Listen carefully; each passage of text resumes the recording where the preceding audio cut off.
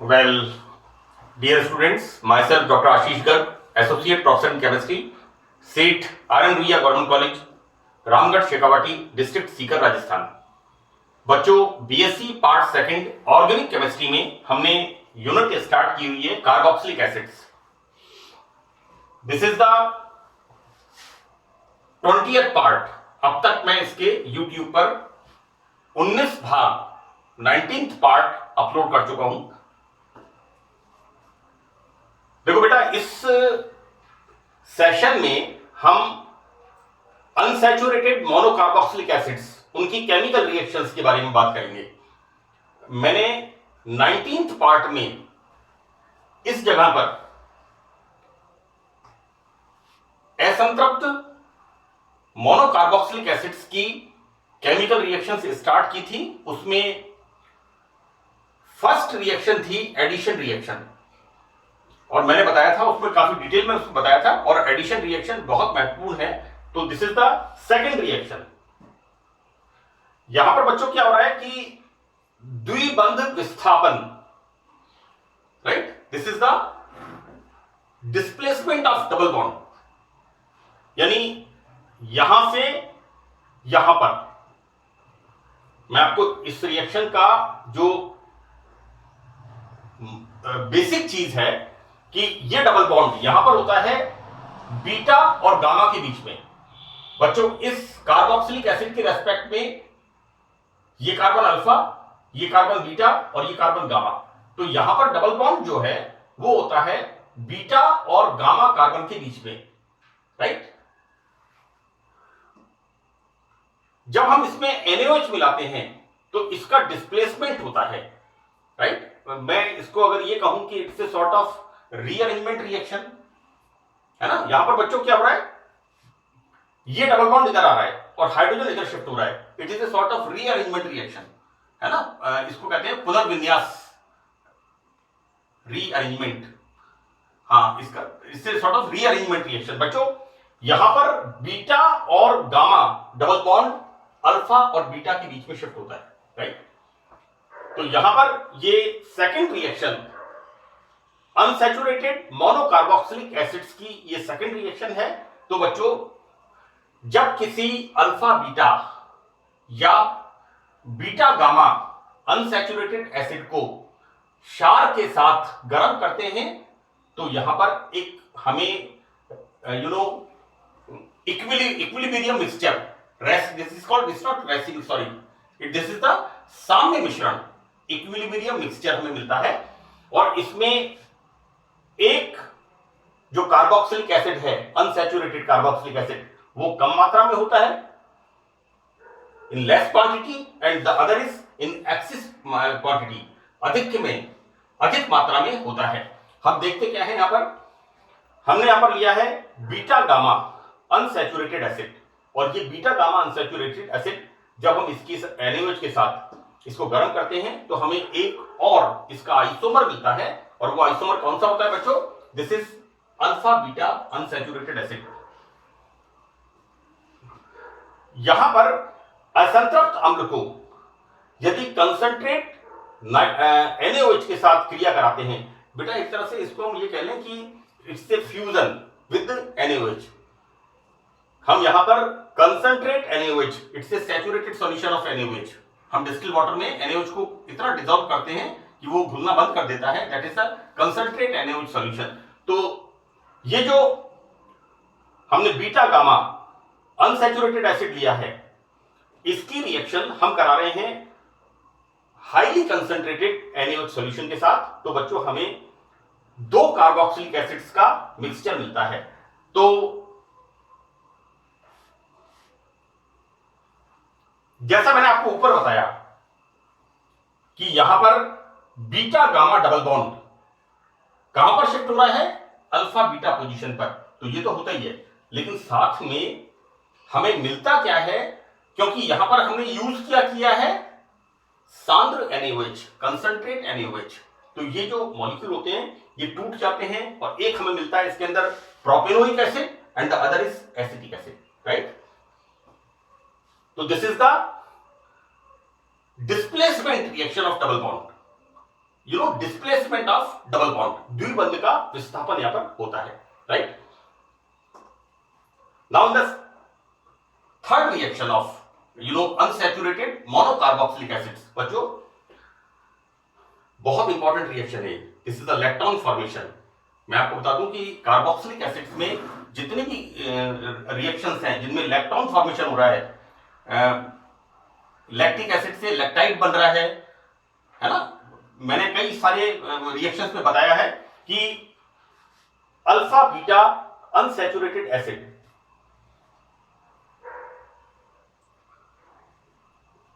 के अलावा, बेटा देखो यहां पर इसके अलावा यहां पर अगर अनसैचुरेशन होगा तो लैक्टाइड का फॉर्मेशन नहीं होगा। तो यहां पर बेसिकली पता है क्यों नहीं होगा, क्योंकि यहां पर ये रिंग फॉर्मेशन होती है, और अगर यहां पर अल्फा बीटा अनसैचुरेशन होगा तो यहां पर ये रिंग छोटी बनेगी और ये रिंग टूट जाती है, राइट। मैंने आपको बच्चों alicyclic compound cycloalkenes BSc part first में पढ़ाया है, और मैंने आपको बताया है कि अगर रिंग में 3 कार्बन होते हैं, अगर 3 इट्स नॉट 3 कार्बन, इट्स अगर रिंग 3 मेंबर्ड रिंग होती है ना, तो उसमें स्ट्रेन ज्यादा होता है। 4 मेंबर्ड रिंग में स्ट्रेन उससे कम होता है, और 5 मेंबर्ड रिंग के अंदर बॉन्ड एंगल होता है 108 डिग्री, राइट। यानी हम जब बेयर स्ट्रेन थ्योरी पढ़ते हैं, ये जो मैंने लिखा है ना बच्चों कि अल्फा बीटा असंतृप्त अम्ल के अलावा, तो अल्फा बीटा अनसैचुरेटेड एसिड में ऐसा क्यों नहीं होता है, क्योंकि वहां पर 3 मेंबर्ड रिंग बनती है। एंड वी नो दिस कि 3 मेंबर्ड एंड 4 मेंबर्ड रिंग में विकृति ज्यादा होती है बेयर स्ट्रेन थ्योरी से। इसलिए बेयर स्ट्रेन थ्योरी जब हम पढ़ते हैं तो उसमें क्या पढ़ते हैं कि 5 membered ring and 6 membered rings are stable, because 5 membered ring में बॉन्ड एंगल होता है 108 डिग्री एंड 6 मेंबर्ड रिंग में बॉन्ड एंगल होता है 120 डिग्री, राइट।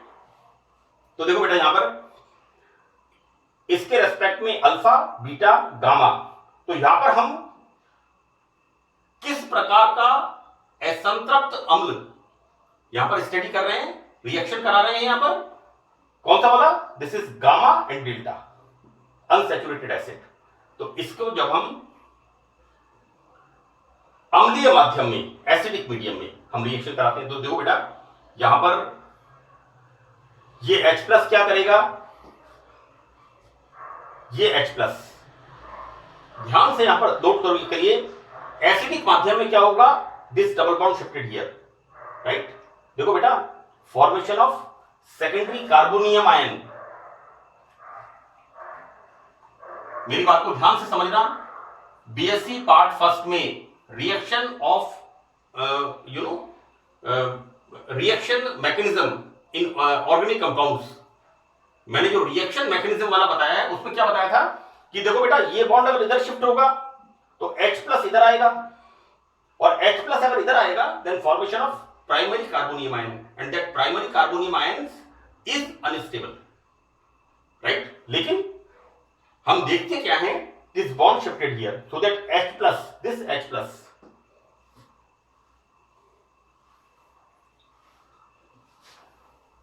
ये H+,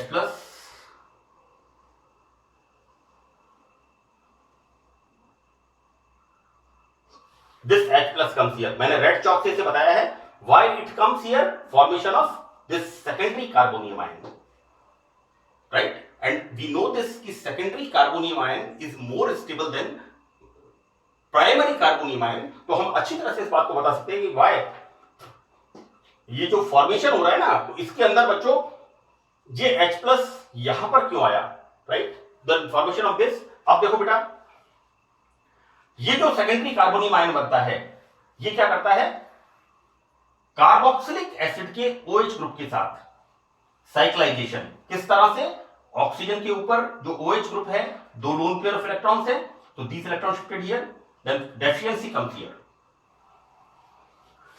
बिल्कुल as far as presentation is concern, लिखने का तरीका बिल्कुल परफेक्ट मैंने लिखने की कोशिश की है बेटा। आई एम नॉट अथॉरिटी, लेकिन मैं कोशिश कर रहा हूं कि मैं जितना आसान तरीके से आपको मैं समझा सकूं, दिस इलेक्ट्रॉन शिफ्टेड हियर तो डेफिशिएंसी कम्स हियर। अब ऑक्सीजन के ऊपर positive charge, right, so that this bond shifted here, ये H प्लस बाहर निकल गया है, this H plus is remove out, right, तो सो दैट अम्लीय माध्यम, यहां पर अम्लीय माध्यम में acid is act as a catalyst here, यहां से स्टार्ट किया रिएक्शन को, यहां पर बाहर निकल गया, दिस इज प्लस, ये ऐड हुआ यहां पर और यहां पर ये बाहर निकल गया, right, and formation of this gamma electron. बच्चों मैंने यहां इसको बताया है, this is alpha, this is beta, this is gamma, and this is this bond is electron, this is the formation of gamma electron, and bachcho this reaction is very important,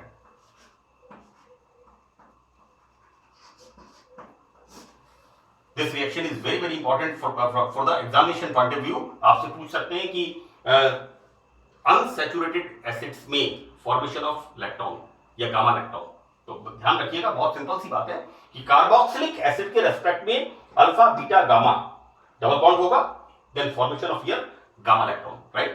So it's clear. Now we start another topic in this chapter, carboxylic acid, that is dicarboxylic acids, dibasic acids. बच्चों देखो इसका नाम है dibasic acids, मैंने कई बार ये बात बताई है, क्योंकि मैं जब पढ़ता था तो मैं सोचता था कि भैया एसिड बेसिक कैसे हो गया, और मेरे पसीने छूटते थे, मैं चैप्टर खोलता था, देखता था monocarboxylic acids, derivative of monocarboxylic acids, या मैं पढ़ता था डेरिवेटिव ऑफ मोनोबेसिक एसिड्स। अब एसिड्स की बात कर रहे हैं, बेस का, बहुत सिंपल सी बात है बच्चों, यहां पर दो कार्बोक्सिलिक एसिड ग्रुप होते हैं, और जब दो कार्बोक्सिलिक एसिड ग्रुप होते हैं तो ऑब्वियसली ये क्या करेंगे, दो प्रोटॉन रिलीज करेंगे, और ये दो प्रोटॉन क्या करेंगे, टू मॉलिक्यूल ऑफ बेस, दो OH माइनस के साथ रिएक्शन करेंगे, इसलिए इसको कहते हैं dibasic acids. Clear? Monobasic acids, that is formic acid and acetic acid. These are two monobasic acids, propanoic acid, butanoic acid, number of acids। लेकिन अगर एक कार्बोक्सिलिक एसिड है तो वो होगा मोनोबेसिक एसिड, और अगर दो कार्बोक्सिलिक एसिड ग्रुप है इसका मतलब होगा यहां पर डाइबेसिक एसिड, राइट। हालांकि मैंने ये सब फॉर्मूले पार्ट 9 या 10 में काफी डिटेल में लिखे हैं, लेकिन मैं चूंकि ये टॉपिक यहां पर शुरू कर रहा हूं इसलिए मैंने छोटा सा यहां पर लिखा है, जिससे आपको एक बार रिपीट किया है इसको, कि देखो बेटा दो कार्बोक्सिलिक एसिड आपस में जुड़े हुए हैं, ये पार्ट जो पहला वाला ऑक्सैलिक एसिड, ये आपने 12th क्लास में पढ़ा है, formic acid, acetic acid and oxalic acid, right. This is the oxalic acid, जब दो कार्बोक्सिलिक एसिड आपस में जुड़े हुए हैं। अब देखो बेटा यहां पर इन दोनों कार्बोक्सिलिक एसिड के बीच में CH2 ग्रुप आ गया, then this is the malonic acid, again I am saying this is malonic acid. Malonic, एक होता है मेलिक और एक होता है मेलेइक। 9th पार्ट में मैंने इस बात को एम्फेसिस किया था कि बच्चे मेलोनिक एसिड को मेलिक एसिड लिखते हैं, मेलिक एसिड को मेलिक एसिड लिखते हैं, इस बात का ध्यान रखना है। मेलोनिक, मेलिक एंड मेलेइक, ये तीन अलग अलग एसिड्स हैं, तो this is the malonic acid. Our next acid, हम क्या कर रहे हैं यहां पर, दो कार्बोक्सिलिक एसिड ग्रुप के बीच में एक CH2 group, this is the malonic acid. दो कार्बोक्सिलिक एसिड ग्रुप के बीच में दो CH2 group, this is the succinic acid, right. Now दो कार्बोक्सिलिक एसिड ग्रुप के बीच में 1 2 3 तीन CH2 group, then this is the glutaric acid. And यहां पर वापस मैं आपको बताऊं बच्चों, दो कार्बोक्सिलिक एसिड ग्रुप के बीच में 1 2 3 4 चार CH2 group, this is the adipic acid. और बच्चों अगर हम 5 CH2 ग्रुप जोड़ दें, then this is the pimelic acid, PIMILIC, pimelic acid, है ना। और देखो बेटा इसको मैं पहले पढ़ाता था OMSGAP,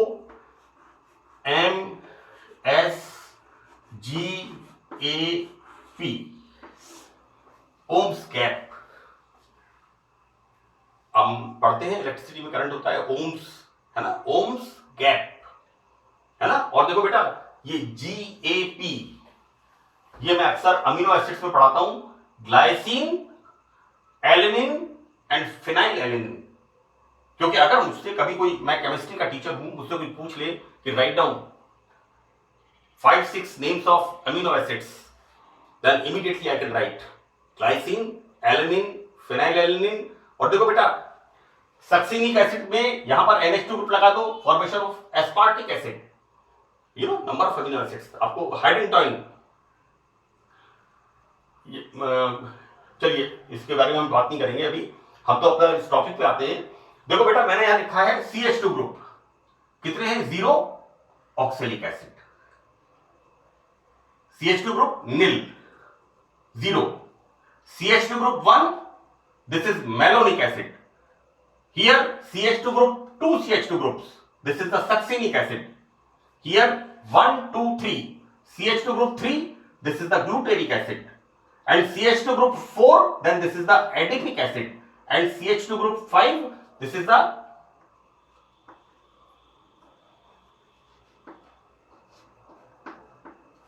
pimelic acid.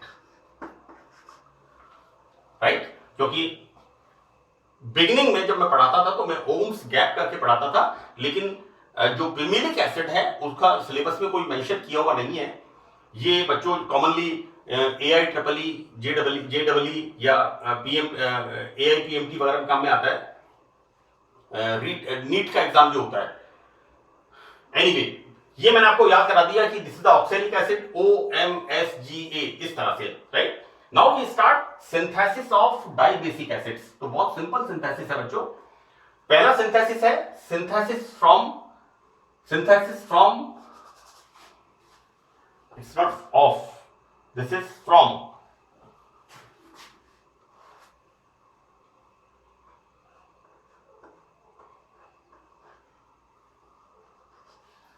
Synthesis from cyanide.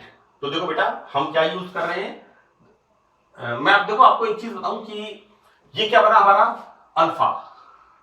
Alpha halo carboxylic acid, right, alpha hello acetic acid, alpha chloro acetic acid. ये किससे बना है, हेल-वुलार्ड-जेल्स्की रिएक्शन। मैंने इसी चैप्टर में बताया है आपको कार्बोक्सिलिक एसिड्स के अंदर कि किस तरह से कार्बोक्सिलिक एसिड्स के अंदर जब हम एसिटिक एसिड की रिएक्शन किसी हैलोजन के साथ कराते हैं तो यहां पर इसका जो अल्फा कार्बन होता है उस पर उपस्थित हाइड्रोजन हैलोजन से रिप्लेस होता है, then formation of alpha halo carboxylic acid, right. तो देखो बेटा यहां पर ये जो ग्रुप होता है, this Cl group is replace by Cn। क्या करते हैं हम यहां पर, इस क्लोरो एसिटिक एसिड की रिएक्शन पोटेशियम साइनाइड के साथ कराते हैं। This is minus and this is plus.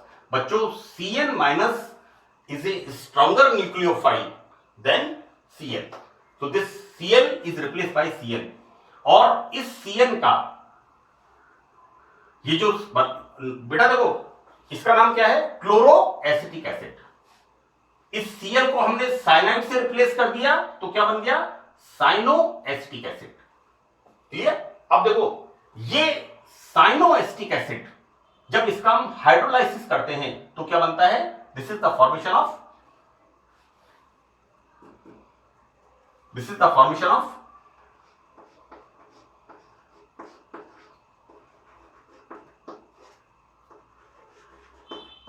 this is the formation of malonic acid। और ये मैं तीसरी या चौथी बार इस चैप्टर में रिपीट कर रहा हूं कि ये साइनाइड का हाइड्रोलाइसिस किस प्रकार से होता है। देखो बेटा ये Cn ग्रुप, राइट, यहां पर 1 2 3 वाटर मॉलिक्यूल्स, राइट। यहां पर रिमूवल ऑफ अमोनिया, क्या बनेगा, एक कार्बन के ऊपर 3 हाइड्रोक्साइल ग्रुप। 3 हाइड्रोक्साइल ग्रुप होने का मतलब ये अनस्टेबल होता है, यहां पर removal of water molecule and formation of C double bond OH like this. कि किस प्रकार से ये साइनाइड ग्रुप किसमें बदल रहा है, कार्बोक्सिलिक एसिड में, राइट। अब देखो बेटा एक बात मैं आपको और बता दूं कि कॉमनली बच्चे देखो मैं मेरी बात करता हूं कि मैं जब पढ़ता था तो मैं सोचता था कि हमने काम में तो लिए हैं 3 वाटर मॉलिक्यूल और लिखे हैं यहां पर 2 वाटर मॉलिक्यूल, है ना। तो देखो बेटा यहां पर हमने काम में लिए 3 वाटर मॉलिक्यूल, लेकिन यहां पर एक जल का अणु यहां पर बाहर निकलता है, इसलिए यहां पर लिखा है 2 वाटर मॉलिक्यूल, ठीक है ना। क्योंकि मैं कई बार ये सोच करके चीजों को एक्सप्लेन करने की, ये रिएक्शंस को एक्सप्लेन करने की कोशिश करता हूं कि मैं जब उधर बैठता था तो मेरे को, मैं कैसे इसको समझता था। तो यहां पर मैं बता रहा हूं कि हम we are using 3 water molecule, लेकिन यहां पर एक वाटर मॉलिक्यूल बाहर निकलता है, so that we are using here plus 2H2, right. और देखो बेटा इस रिएक्शन के अंदर 2 साइनाइड ग्रुप हैं, एक साइनाइड के लिए 2 वाटर मॉलिक्यूल, तो 2 साइनाइड के लिए 4 वाटर मॉलिक्यूल, क्योंकि एकदम से आप देखेंगे यहां पर 2H2O, यहां पर 4H2O, तो इस बात का ध्यान रखना, राइट।